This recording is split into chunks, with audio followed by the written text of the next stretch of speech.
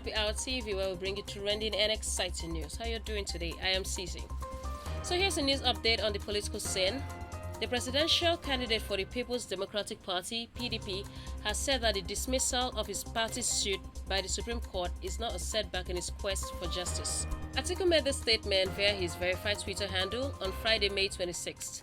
In his words, the Supreme Court's dismissal of the case at official PDP Nigeria is not a setback to my quest for justice. Further speaking, Atiku said that their legal team were primed to prove that the election of February 25th was fraudulent, did not comply with the constitutional requirements and electoral guidelines of INEC, and that the announced winner was not even qualified to contest the poll.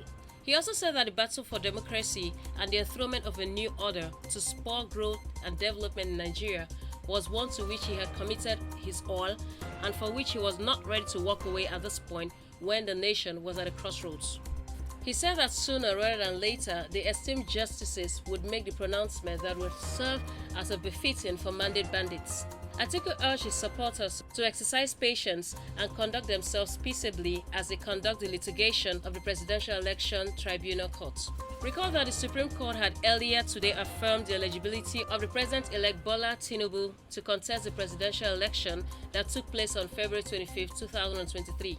In a unanimous decision made by a 5-member panel, the Apex Court had held that the appeal filed by the opposition party, PDP, to challenge the legality of Tinubu's candidacy lacked merit, and on that basis, the appeal became null and void.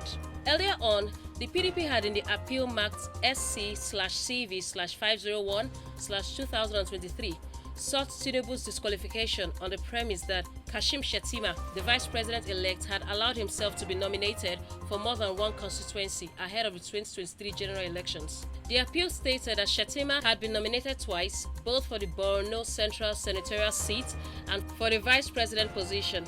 The PDP had argued that Shettima's dual nomination was in gross breach of the provisions of sections 29, subsection 1, 33, 35 and section 84, subsection 1 and 2 of the Electoral Act 2022 as was amended. Consequently, aside from praying the court to nullify Tinubu and Shettima's candidacy, the PDP equally applied for an order to compel INEC to remove their names from the list of nominated or sponsored candidates that were eligible to contest the presidential poll.